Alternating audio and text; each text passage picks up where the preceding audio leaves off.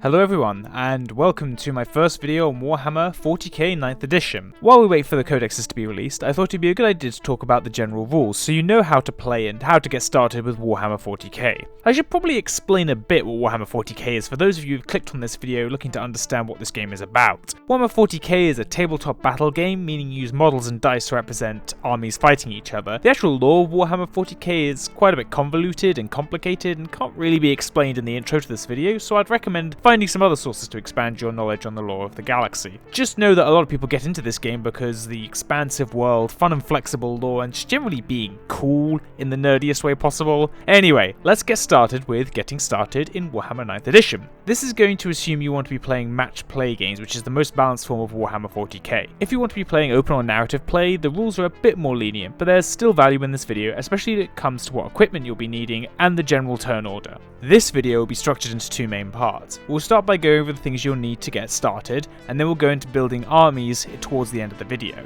There will be follow-up videos that detail match play setups, turn order and stuff like that, as well as any rules that you might miss. So, what will you need to get started with Warhammer 40k 9th edition? Well, firstly, you'll need the core rules. With the 9th edition just coming out, these rules will be the minimum you need to get started. It will contain all the missions, basic rules, and special rules that you need during play.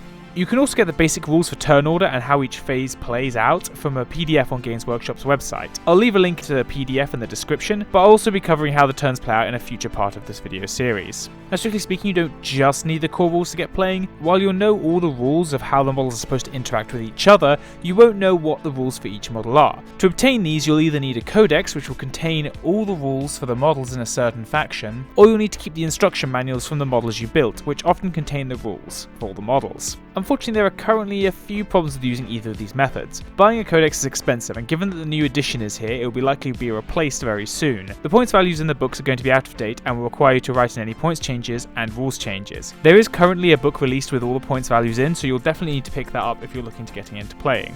The problem with going off the rules in the manual is they're often out of date. A lot of them will have rules for 8th, some of them will have rules for 7th and before as well, and some of them don't even have rules in them at all. Now, if there was a way you could have up-to-date points and all the rules and models in one convenient place, that'd be super nice, but sadly, check the description, that doesn't exist. Now, you should have all the rules you need to get started, but what else will you need? Well, you'll need a Playspace. Before 9th edition, the common Playspace was a 6 by 4 board for an average game. For all of you metrically inclined people, that's about 180 centimeters by 120.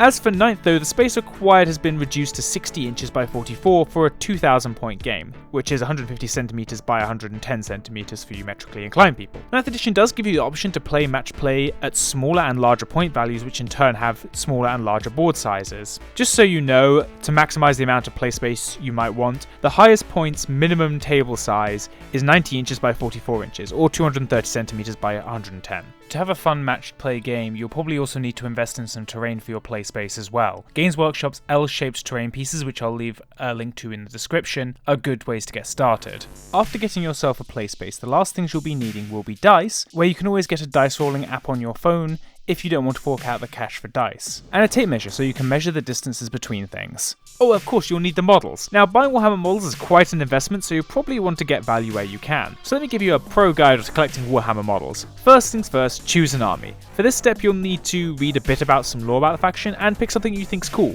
Or if you care more about the playstyle, you can watch my previous video. Step 2 is checking out if any of your friends or people at your local game store have old models that they're interested in selling to you. Don't be aggressive and demand they hand over their own models. Just mention that you're thinking about collecting X or Y faction, and people might mention they have some old models lying around and collecting dust. This usually has the nice advantage of the models coming painted, but you might want to consider repainting or giving some touches up to the models. I know for me, I managed to pick up a second-hand guard army off of one of my friends who was looking to get rid of it. Alright, so that's step 2. Of course, if step 2 doesn't work, which to be honest, if you aren't willing to start any army is probably likely to happen, the next step is to check eBay. If none of your friends have models you're interested in, then eBay definitely will. Then the last step, which is actually buying the models from Games Workshop. When purchasing models, especially when it comes to a starting army, you should look towards the Battle Force boxes that typically come out around Christmas, the Start Collecting boxes, or the boxes like the New Indominus box, assuming you can find someone to share the box with. Starting 2 armies at once can be a bit difficult, but if you want to keep both models, then there's no reason why you shouldn't. Remember, there's always eBay for the half of the box you don't want. The Start Collecting boxes are the only ones that remain somewhat consistent, so I'm going to go over them very quickly and give it a simple yes or no as to whether or not I think it's worth getting. I will mention any caveats that come to whether or not I think it's worth getting, and this is not an evaluation of whether the monetary value is decent value, rather whether or not it's giving you good units to start your army. So, no.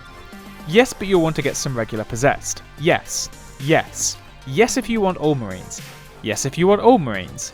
Yes, and if you don't want Space Wolves, you can convert the Battle Leader into something like a Lieutenant. Yes, but their old box was better, so if you can pick it up on eBay, do.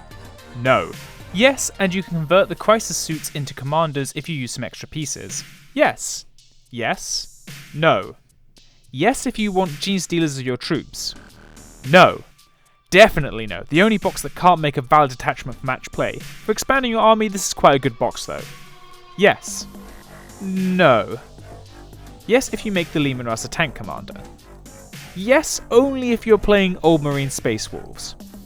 No unless you're starting Death Guard alongside it and convert the Plague Drones into one of the Death Guard's bloat drones. As for the Battle Force boxes, they nearly are always a good way of expanding your army. They come with troops, HQs, and a selection of other units. It's all good stuff. Now I'm going to go over the list building section for your army. Recently Games Workshop released an app to help with list building, but you can also use the Battlescribe tool, which is free and assists with list building. You can always stick with the tried and tested writing it down on some paper, but your opponent may be a little skeptical of your points. Either way, once you've chosen your medium, you now need to create your list. Building a list is where you take the models you've collected and assemble an army to play with. To ensure the game is fair, you will either balance around points or power level. To decide on how many points or power level you are going to be playing with, you will need to discuss with your opponent as to what the maximum amount is. If you are playing with points, then the core rules has game settings from anywhere between 500 and 3000 points. Power level also has a similar system. To add a unit to your roster, you have to select it from your faction's available units and add the value of any war gear or weapon options the unit is carrying. A unit can take any war gear and weapon options as described on their datasheet. If the unit you have selected is a named character, the war gear and weapon options are usually taken into account in their points value, unless it says otherwise on their datasheet. If you're worried about your points totals of your models due to war gear that the unit has been built with, you can usually say the model is carrying a different weapon or piece of war gear. This is called proxying. Proxying also refers to using different models or items to represent a unit you might not necessarily have. Your proxies will come down to what you and your opponent can agree on, and it is worth noting that most tournaments generally don't allow them. For nearly all normal games though, this is fine, unless there is a clear advantage to your model like a large weapon that would make it more visible. Once you have reached the maximum points or power level limit, or just below it, you have finished the army.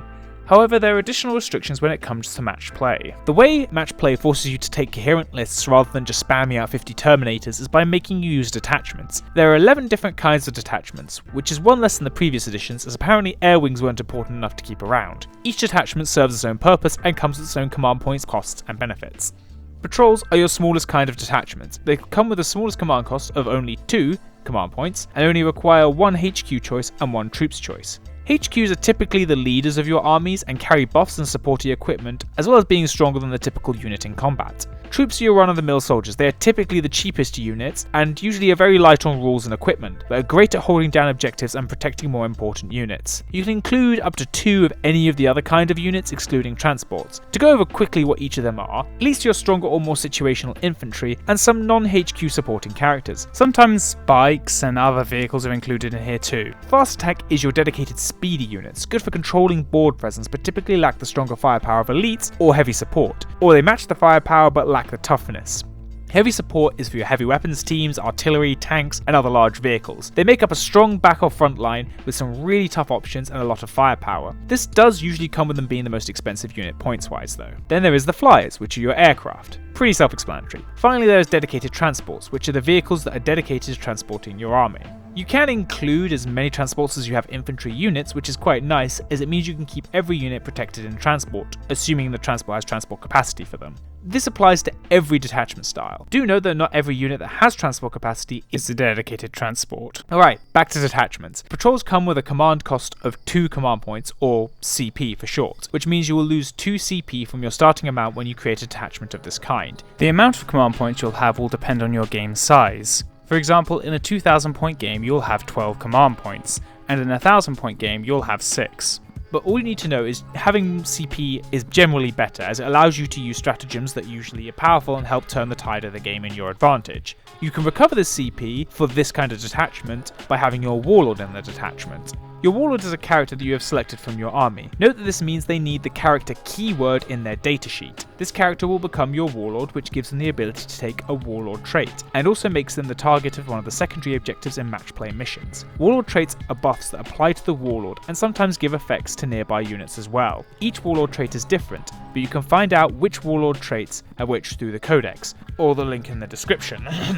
Anyway, that is patrol detachments. Moving up in size, we have the battalion detachment. This is a larger command point cost of 3 CP, but allows you to take more of everything. The 3 CP is also recovered if the warlord is in the detachment. Unlike patrols that only require 1 HQ and 1 troop, the battalion requires you take 2 HQs and 3 troops. This means you have to dedicate more points to get the units into one detachment.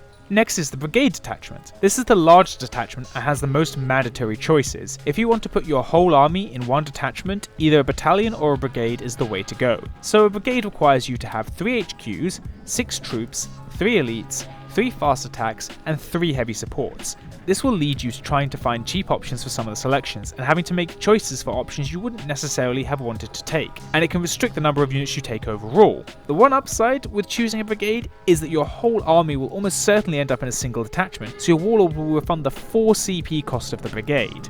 The next 3 kinds of detachments are all specialist detachments that require 1 HQ and 3 of their specialised units. Vanguards require elites, spearheads require heavy supports, and outriders require fast attacks. All of these detachments have a 3 CP cost to get, and do not refund the CP if the warlord is in the detachment. If you are planning on bringing 3 of any particular kind of specialised unit, you should definitely try to put them in a battalion, or try to make a brigade to maximise the amount of command points you get. Obviously if you can't, taking a specialist detachment isn't a bad thing, but just remember if you're only taking 3 that can still fit inside a battalion. There's no advantage to getting as many detachments as you can, unless of course you're looking to soup your armies together. I'll explain a bit what soup is at the end of this section. The next kind of detachment is the Supreme Command Detachment. Supreme Command Detachments can only contain certain characters and they must be your warlord. This type of detachment will actually refund the command points for a patrol, battalion and brigade detachments. This is actually quite a big change from 8th edition Supreme Command Detachment, which was a good way of bringing many HQs in a single detachment. Now it's basically the best way of getting your big important characters like Grueman, Mortarion and anyone else that carries the Supreme Commander word. I don't actually know any characters that currently carry the Supreme Command keyword, but I assume it's going to be big characters like Ghazghkull and Shadow Sun, which will get that keyword when the codex is released. This would be quite cool as it actually gets them their bonuses of their sub-faction that they belong in, while also handing out the bonuses they give army-wide to your army that might not be necessarily in the same sub-faction. Note that you only get the command point refund once for this type of detachment, so select your highest command point cost detachment, which will probably be a battalion or a brigade when you're taking a Supreme Command Detachment. Alright, a nice simple one next. The Super Heavy Detachment takes 3 to 5 Lord of Wars. Lord of Wars are your super huge models like Knights. They can only go in this detachment, the Supreme Command Detachment, if they have the right keywords, and the Super Heavy Auxiliary Detachments. The cost of this detachment varies on whether you have any Titanic units in the detachment. Titanic is a keyword that will be on the unit's datasheet. If there are, this is the most expensive detachment at 6 command points. If there's no Titanics though, it's only 3. There are also no ways of refunding these command points, and this is clearly designed to keep knight lists from spamming command points while also having really powerful units on the field. Super Heavy Auxiliaries only allow you to take 1 Lord of War at the cost of 3 command points. But something to note is if you take this detachment, the Fortification Network, or the Auxiliary Support Detachment, any units in those detachments do not get the benefit of detachment traits. These are typically your sub-faction traits, and is something you'll have to consider before taking this kind of detachment. Sub-faction traits are bonuses that are given to your entire detachment for being part of a single sub-faction. Note that your whole army doesn't have to belong to the sub-faction, only the detachment.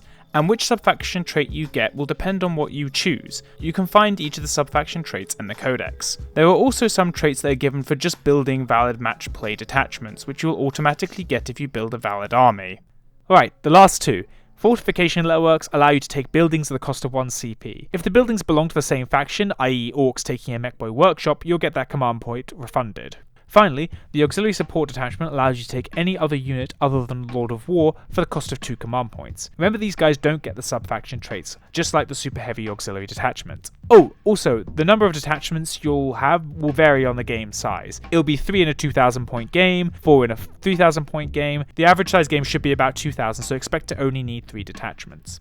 Alright, so before I go a bit more into building army, I'm going to talk quickly about soup. So when people use the term soup, they mean that you're taking several factions, for example, Astra Militarum and Space Marines, and putting them together in one army list. This will typically lead you to have a more powerful or more flexible army overall, and the way that 9th has tried to tackle it, because it was everywhere in 8th, is by having this command point cost. However, there's no additional command point cost over the normal command point cost for just bringing an extra detachment, and it's going to be quite tricky to fit everything inside a battalion. So I can see soup not really being shut out of this edition, so if you're looking to combine multiple things from an Imperium army, then you can. Something I should note about soup as well is that you can't take, for example, Orcs and Eldar together. They have to share one keyword in common throughout the whole army. The list of keywords that you need to have in common are Imperium, Chaos, Eldari, Ynnari, Orcs, Tau Empire, Necrons, or Tyranids. One of those keywords need to be common across your whole army, or else it is not a valid army.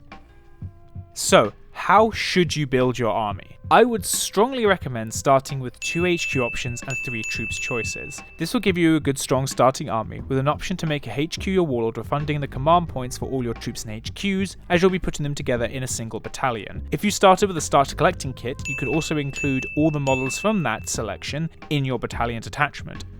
From there, I suggest working your way up to 1,000 points with some elites, fast attacks and heavy supports. Try to keep your options in one detachment. 9th really punishes you for trying to build multiple detachments by costing you a lot of command points, so try to cram as much as you can into that one detachment. I think the main limiting factor will probably be your HQ options, especially if you're looking to play a HQ intensive army like Chaos Space Marines. In that case, you might want to look into brigade detachments and start looking at troop options for troops, elites, fast attack and heavy support. For armies that aren't limited by HQs, I think you'll be fine as long as you keep a roughly 1 HQ for every 2 troops ratio. This doesn't mean you have to buy 2 troops every time you purchase a new HQ, because there's going to be options you're going to bring in certain games and some in others. As long as when you're building your armies, you could have a 1 HQ for every 2 troops, you should be fine. Alright, so that was a lot to take in. So let's go over a quick summary. The essentials to get started are the core rules, your unit rules, tape measure, playing space, dice, and an army. To start an army, it's best to look second hand, but after that, look to get value boxes where possible. Only get individual boxes to expand your list that you've already started. For building a list, you want to fit as much as you can into as few detachments as possible. Aim for battalions and brigades as they are the best value for command points. If you get confused about any of your rules or anything I mentioned in this video, ask your opponent or anyone else you're playing with to help you. There are a lot of really nice and helpful people in the Warhammer community, and they're always looking to help people get into the hobby, whether it just be playing, building, painting, whatever makes you happy. And lastly, the most important thing is to have fun when designing and building your lists. The most important part of this hobby is having fun. What's the point of the hobby if you're not enjoying yourself? Right, I think that's it for this part on how to play Warhammer 40k. The next video will be on Playspace, terrain, missions and deployment. And I hope you enjoyed this video. I would appreciate it if you could drop a like if you did, and if you want to catch the rest of this mini-series as I upload it, then subscribing to the channel is the right way to go. And as always, I would like to thank you very much for watching.